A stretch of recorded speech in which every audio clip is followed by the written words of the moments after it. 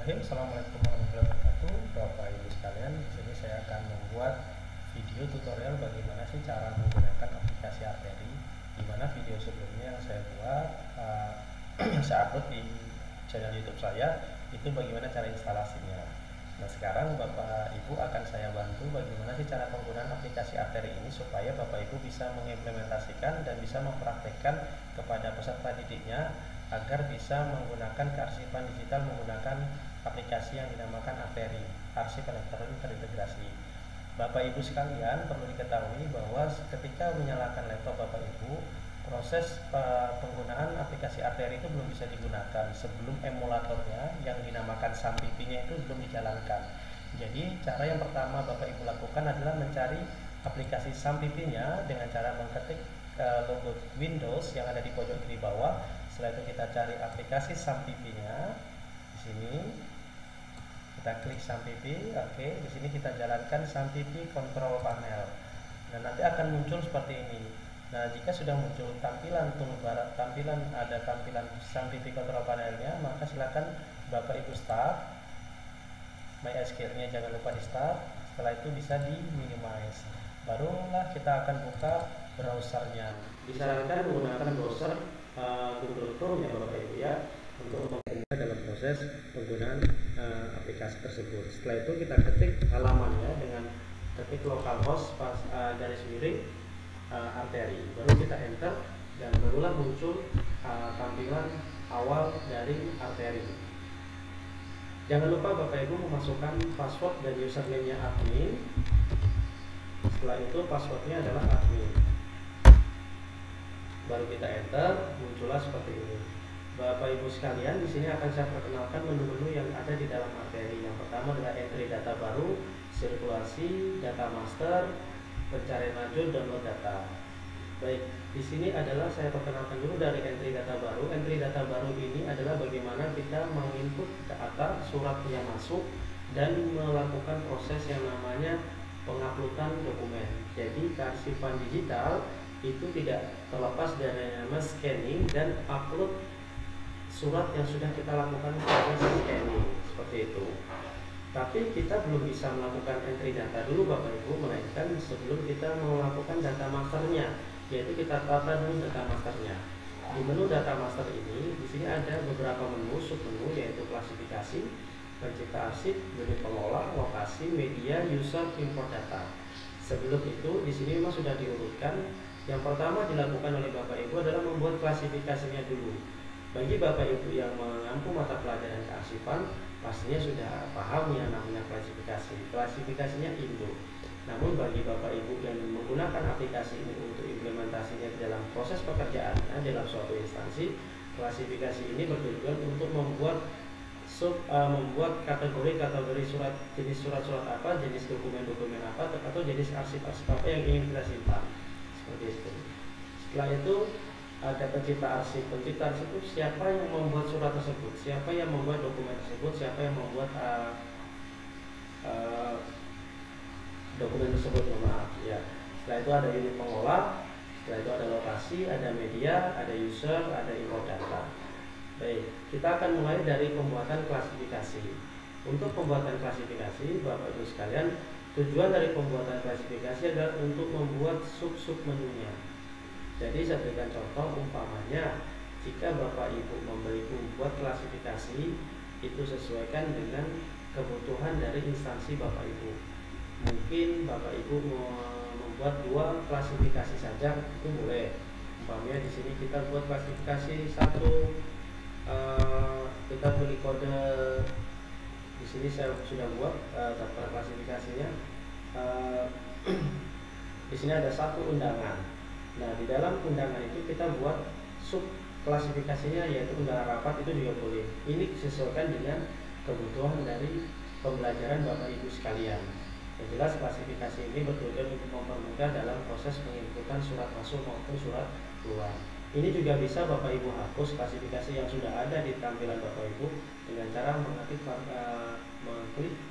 memilih menu yang ada gambar tempat sampah, tong sampahnya ini, kita klik, baru kita hapus. Ini akan terhapus. Ini juga bisa kita hapus jika memang ini tidak diperlukan. Apakah boleh dihapus semua? Boleh, Bapak Ibu sesuaikan dengan klasifikasi yang ingin Bapak Ibu buat, seperti itu. Jadi data klasifikasi yang ada di sini itu sifatnya bukan paten, melainkan Bapak Ibu bisa hapus saja sesuaikan dengan kebutuhan dari Bapak Ibu sekalian. Berikutnya Bapak Ibu, jika kita sudah membuat klasifikasi, setelah itu kita buat pencipta arsipnya. Pencipta arsipnya siapa? Jika memang di dalam perusahaan tersebut ada beberapa bagian-bagian atau beberapa divisi-divisi, bisa Bapak Ibu membuat divisi sesuai dengan instansinya yang akan Bapak Ibu buat, seperti itu. Dengan cara mengklik entry data baru, kita buat umpamanya divisi keuangan. Baik, silakan bisa kita simpan. Nanti akan muncul di sini di divisi keuangan, seperti ini. Jika ini juga sama halnya dengan klasifikasi, bahwa ini sifatnya tidak baku, melainkan Bapak Ibu bisa hapus dengan cara sama, mengetik tombol tempat sampahnya itu, baru kita klik OK. Nanti akan kita hapus semua. Dan ini boleh dihapus semua Bapak Ibu sesuaikan dengan divisi. Namun jika hanya satu saja yang bisa memproses surat, yaitu contohnya hanya tata usaha, contohnya kayak di sekolah, itu cukup Bapak Ibu mengklik entry data baru, cukup tata usaha, seperti itu. Tata usaha baru disimpan, dan berarti secara otomatis di sini mohon maaf sudah ada tata usaha. Nah, di sini sudah ada tata usaha, seperti itu. Setelah itu baru kita lihat unit pengolahnya siapa. Nah, unit pengolah itu siapa? Ada biasanya kalau di tata usaha ada bagian kesiswaan, seperti itu. Ada bagian kepegawaian, ada bagian anggaran, itu sesuaikan dengan unit pengolah, seperti itu. Jika memang di dalam pencipta arsipnya itu ada satu orang saja, namun jika memang lebih dari satu, seperti di perusahaan-perusahaan ada divisi keuangan, itu bisa unit pengolahnya di sub-subnya itu boleh, seperti itu.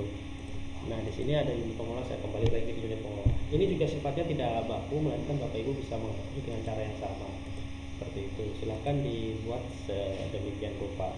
Setelah itu lokasi. Lokasi ini adalah lokasi di mana surat itu nanti yang akan disimpan. Tujuannya adalah untuk mempermudah Bapak Ibu ketika suatu saat pimpinan kita itu ingin mencari surat tersebut, yaitu bisa kita buat. Ini juga sifatnya tidak baku, bisa dihapus. Contohnya kalau di sini keterangannya gedung, ini Bapak Ibu bisa rubah dengan umpamanya lemari B, lemari A, lemari C, lemari ini. Yang jelas posisi lemarinya itu tetap ada dan bisa diberi nama, seperti itu, sesuaikan. Setelah itu medianya juga tidak harus surat Bapak Ibu, bisa Bapak Ibu buat sedemikian rupa. Umpamanya di sini ada audio kaset, ada buku, mungkin ada surat, ada digital, ada USB, ada media-media yang lain, atau ijazah, itu juga bisa, seperti itu, sesuaikan. Dan ini sifatnya tidak baku. Berikutnya adalah user. User ini adalah kita bisa membuatkan akun untuk pegawai atau untuk siswa kita, di mana kita bisa memberikan hak akses apa saja untuk karyawan atau pegawai yang menginput surat tersebut. Di sini caranya sama, kita buatkan user sendiri, kita buatkan password sendiri, baru konfirmasi passwordnya sama seperti di atas, baru hak aksesnya umpamanya penginput. Nah, hak aksesnya itu kita centang Bapak Ibu. Apakah dia hanya menginput surat saja? Apakah dia juga menginput, dia membuat klasifikasi, dia mencipta arsip, itu juga boleh. Tipenya apa? Apakah hanya user atau juga admin? Jika admin, maka haknya itu sama dengan seperti ini, dia bisa membuat klasifikasi.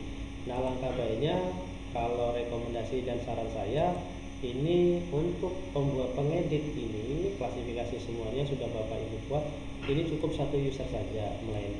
Namun untuk penginputannya itu bisa beberapa orang, seperti itu. Dan nanti ini dicentang hanya entry datanya saja, seperti itu. Ini dicentang, itu baru disimpan, seperti itu. Nah, jika sudah masuk, maka tahapan selanjutnya adalah kita masuk ke database-nya seperti ini. Nah, jika kita sudah buat klasifikasi, pencipta arsip, unit pengolah, lokasi, media, user, ini silahkan Bapak Ibu baru bisa memulai yang namanya proses penginputan surat. Saya berikan contoh, umpamanya ada surat masuk dari instansi lain, maka kita tinggal entry saja, kita ketik suratnya. Di sini saya berikan contoh, di sini sudah ada surat. Nah, baik, di sini saya edit, ada umpamanya surat masuk dengan nomor surat di sini, tanggalnya tanggal 1 Januari 2011. Yang membuat siapa di surat itu? Jika memang yang membuat dari luar itu yang membuat sekretarisnya, di sini nanti pencipta arsipnya sekretaris, seperti itu. Yang mengolah siapa? Nah, kode klasifikasinya nanti silakan diikutin sesuai kan dengan kode klasifikasi yang dibuat. Nah, ini uraiannya adalah gambaran umum dari surat itu tentang apa. Nah, nanti surat itu jika sudah kita terima akan disimpan di mana, di lemari apa, baru jenis medianya apa, apakah surat, apakah blueprint, audio disk, media, itu sesuaikan. Jika memang surat ya surat, begitu. Keterangan keaslian, nah yang akan kita upload itu apakah surat asli atau fotokopian, seperti itu. Jika asli diberikan keterangan asli, jumlahnya ada berapa, seperti itu. Nah, nomor boxnya jangan lupa dibuat sesuaikan dengan nomor box. Nah, setelah ini barulah kita upload suratnya. Caranya adalah dengan cara ini, umpamanya saya hapus file ini. Nah, baru kita pilih file surat atau dokumen yang sudah kita terima, yaitu dengan di scan terlebih dahulu.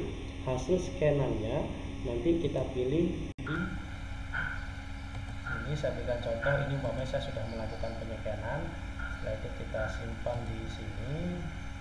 Saya berikan contoh di sini, ini contoh saja Bapak Ibu ya. Di sini saya sudah scan, ternyata saya sudah dapat di sini umpamanya. Nah, barulah kita simpan.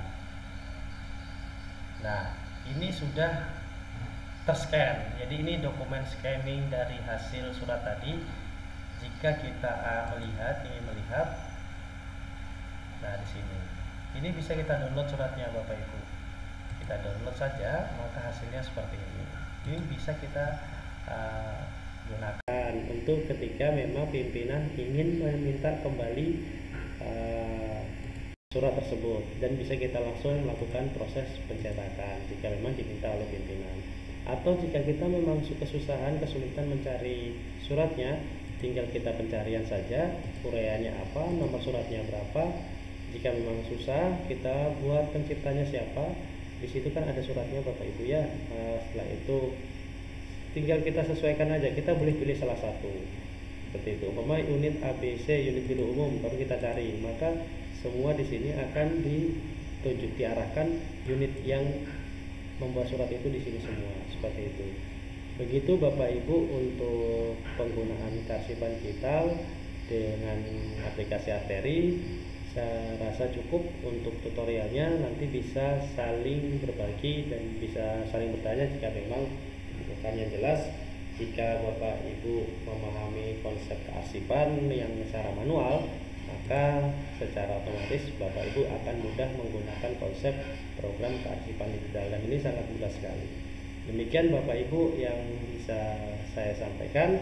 Silahkan dicoba untuk proses pembelajaran. Semoga bermanfaat bagi tempat Bapak Ibu bekerja. Terima kasih. Assalamualaikum warahmatullahi wabarakatuh.